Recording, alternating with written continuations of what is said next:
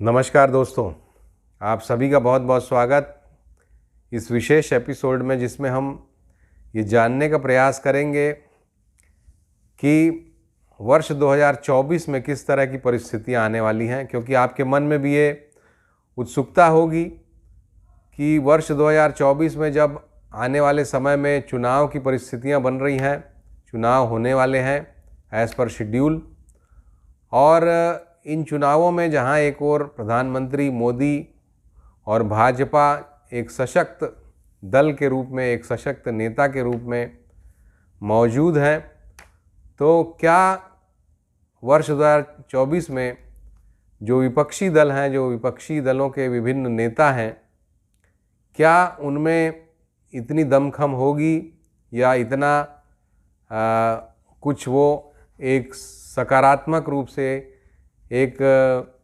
Opposition develop कर पाएंगे, एक ऐसा चुनाव डेवलप कर पाएंगे जिसमें कुछ हद तक एक मजबूत अपोजिशन भारतीय जनता पार्टी को मिल पाए। तो आज इसी बात की एनालिसिस करने के लिए हमने दो चीज़ें की हैं।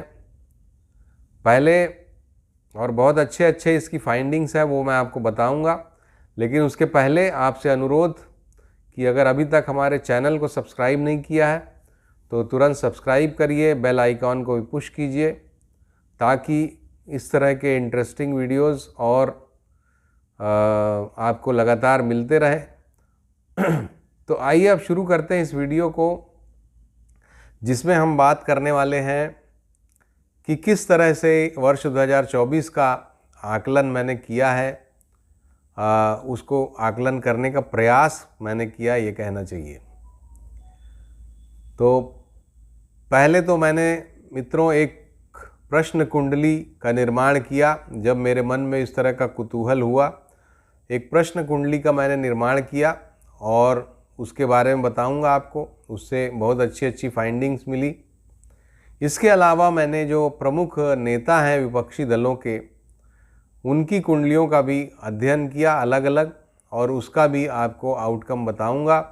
आपको बताऊंगा कि किसकी कुंडली में है कितना दम, चाहे वो नीतीश कुमार जी हों, चाहे वो अरविंद केजरीवाल जी हों, ममता बनर्जी जी हों, या चंद्रशेखर राव जी हों।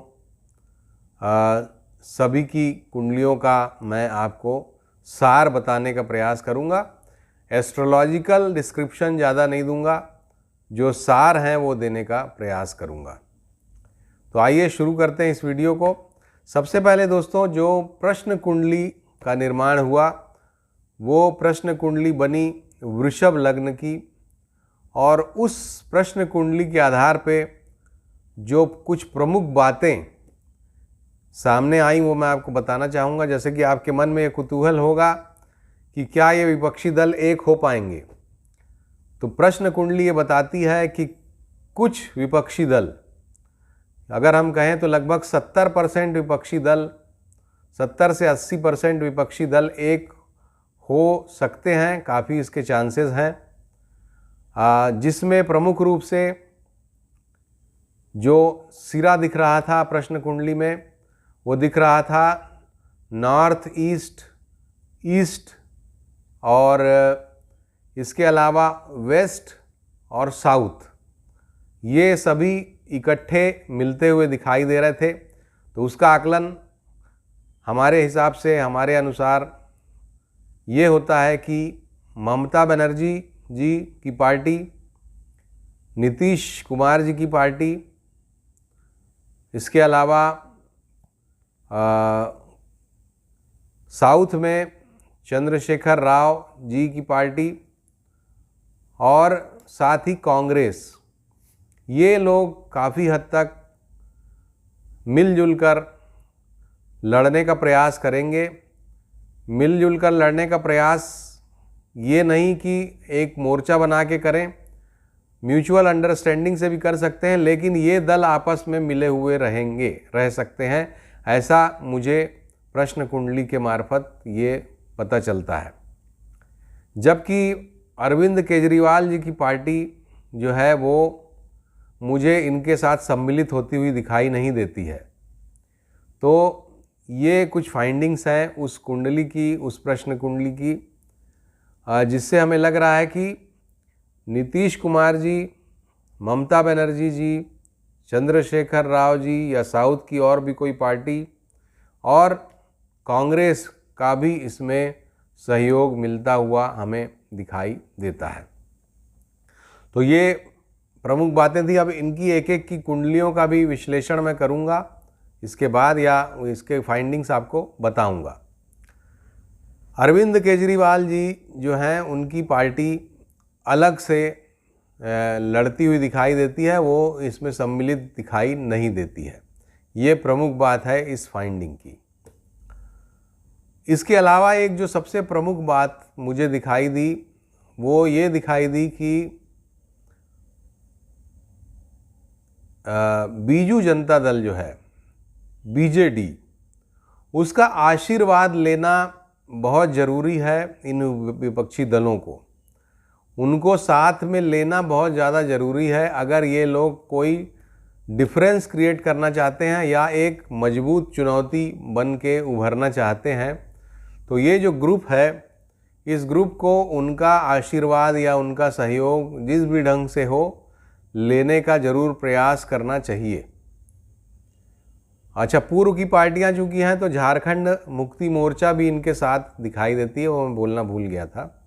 तो पूर्व सारा का सारा ईस्ट इनके साथ दिखेगा, साउथ भी इनके साथ दिखेगा, वेस्ट भी कुछ पोर्शन इनके साथ दिखाई देगा, लेकिन नॉर्थ इनके साथ दिखाई नहीं देता है। अब रही बात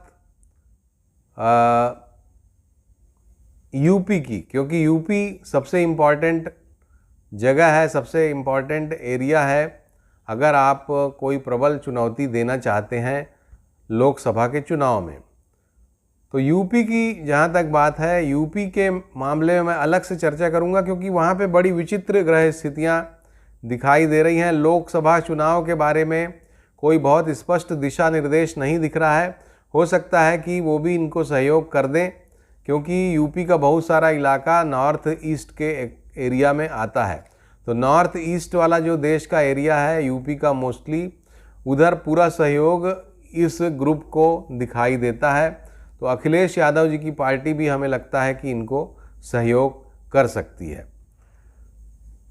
अब आइए बात करते हैं एक एक छत्रप की, एक एक सेनापति की, कि ये जो अपनी अपनी पार्टियों के सेनापति हैं, इसमें से कौन जो है राजा बनने के लिए प्रयास करेगा ही मैं बोलूँगा, क्योंकि बीजेपी की या मोदी जी की कुंडली बहुत स्ट्रांग है और बहुत उनको चुनौती देना कोई आसान काम नहीं है। तो इस परिप्रेक्ष्य में आइए एक एक कुंडली की विवेचना जो मैंने की है उसके सार आपको प्रस्तुत करता हूँ। सबसे पहले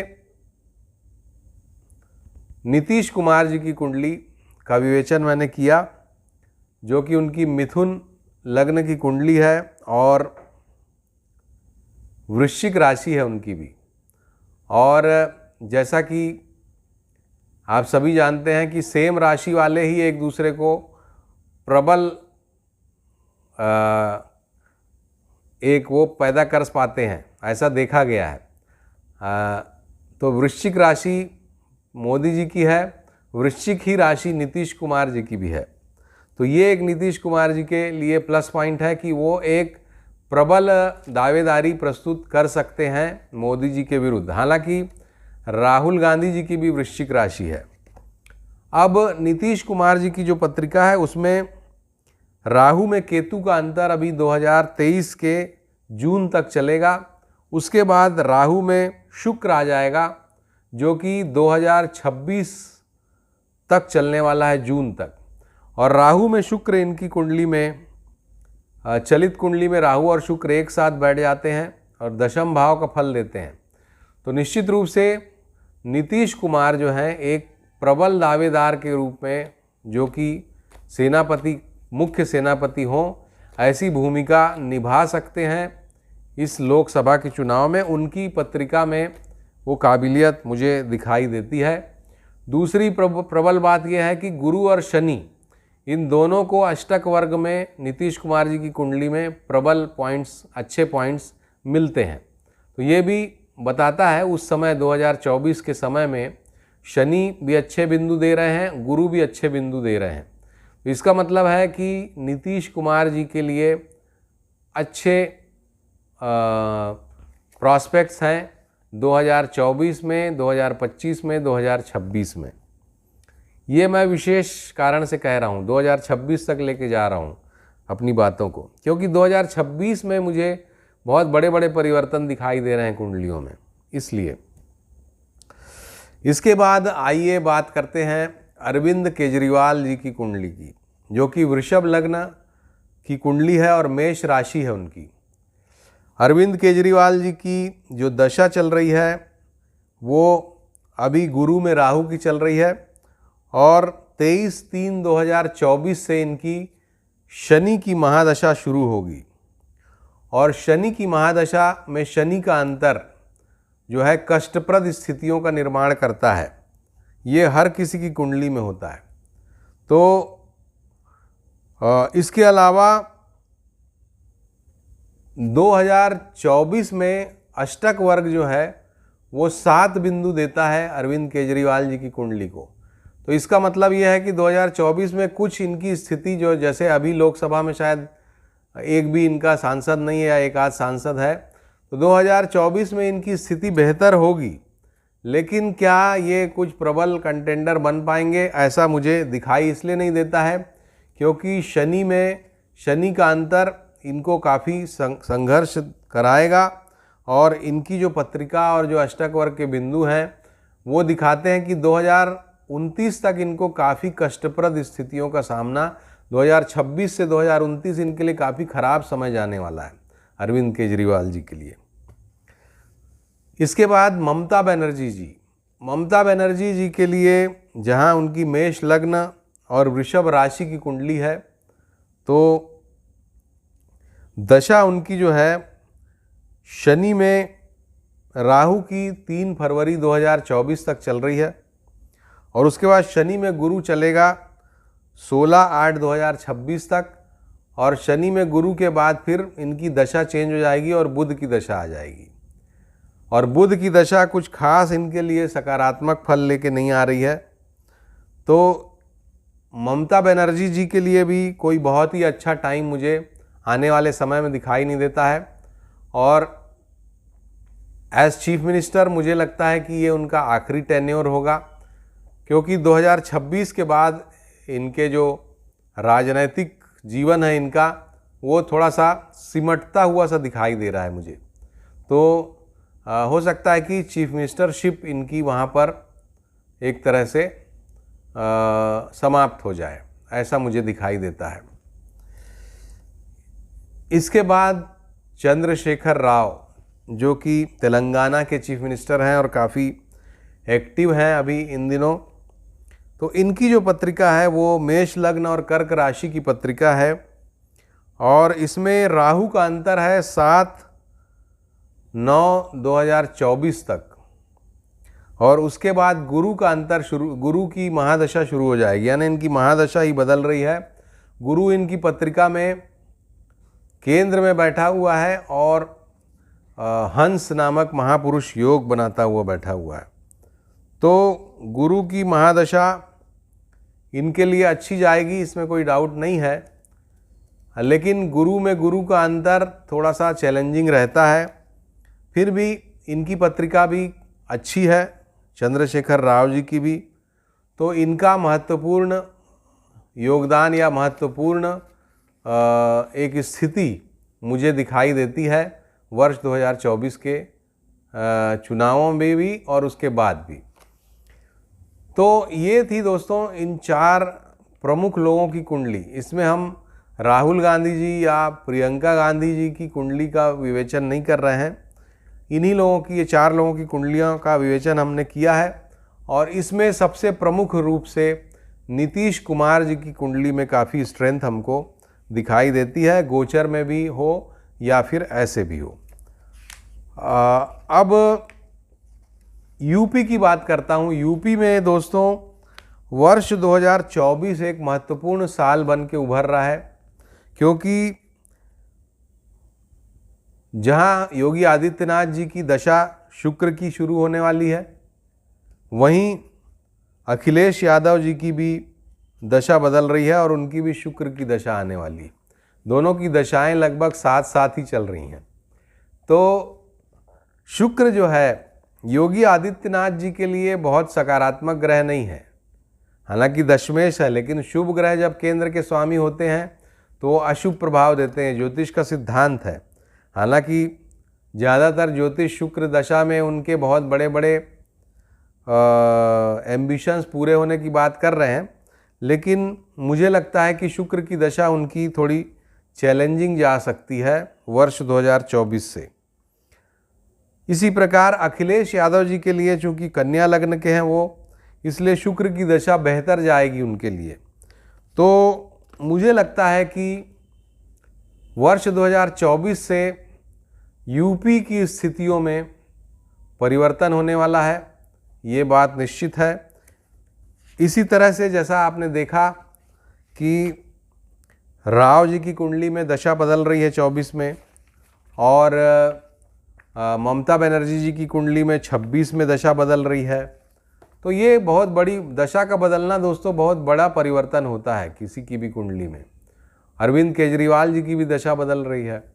तो दशाएं बदलना कुछ ना कुछ इंडिकेट करता है, और ये ज़रूर इंडिकेट कर रहा है कि इन राजनेताओं की जो अभी राजनीतिक परिस्थितियां हैं उसमें वर्ष 2024, 25 और 26 तक काफ़ी परिवर्तन होने वाले हैं। ये बात निश्चित है, चाहे वो ममता बनर्जी हों, अरविंद केजरीवाल जी हों, योगी आदित्यनाथ जी हों, या अखिलेश यादव जी हों, चंद्रशेखर राव जी हों, सभी की कुंडलियों में परिवर्तन है। और ये परिवर्तन आने वाले समय में क्या गुल खिलाएगा ये तो देखने की बात होगी। लेकिन फ़िलहाल मैंने आपको बताया कि नीतीश कुमार जी की कुंडली में काफ़ी दम रहेगा उस समय पर जब चुनाव होंगे, और उसके 2 साल बाद तक की स्थिति में काफ़ी दमदार कुंडली उनकी दिखाई देती है। अभी बल्कि उनका लगभग 1 महीने तक, 1 साल तक का जो समय है वो थोड़ा चैलेंजिंग रह सकता है। कांग्रेस और भाजपा की कुंडलियों की विवेचना में हमने ये पाया कि 14/9/2022 के बाद कांग्रेस में नए अध्यक्ष की जो कवायद है वो कुछ परवान चढ़ेगी, उसमें कुछ सकारात्मकता आएगी और कांग्रेस को एक दिशा प्राप्त होने की उम्मीद है 14/9/2022 के बाद। समय नज़दीक आ गया है। भारतीय जनता पार्टी के लिए, जैसा मैंने पहले के भी अपने वीडियो में कहा था, 15 जुलाई 2022 से और 15 फरवरी 2024 तक का समय थोड़ा सा मिक्स बैग टाइम रहेगा, यानी कि कुछ परेशानियों वाला भी समय रहेगा। और अभी जैसा कि कुछ गतिविधियां, कुछ बातें ऐसी हुई जिसमें बड़े बड़े नेताओं को जो संसदीय दल है उससे हटाया गया, तो हम नहीं जानते क्यों हटाया गया, इसलिए उस पर टिप्पणी करना उचित नहीं होगा। लेकिन ये कुछ परिवर्तन बीजेपी में इस दौरान 15 जुलाई के बाद आए हैं। तो 15 जुलाई 2022 से और 15 फरवरी 2024 तक का समय भारतीय जनता पार्टी के लिए मिला जुला समय, मिश्रित समय, कुछ संघर्षों वाला समय रहेगा। कांग्रेस के लिए तो संघर्ष चल ही रहे हैं, लेकिन उनको 14 सितंबर 2022 के बाद चीज़ों में कुछ सुधार हो सकता है, या कोई एक डायरेक्शन उनको मिल सकता है जो अभी एक डायरेक्शन लेस स्थिति सी बनी हुई है उस पार्टी में।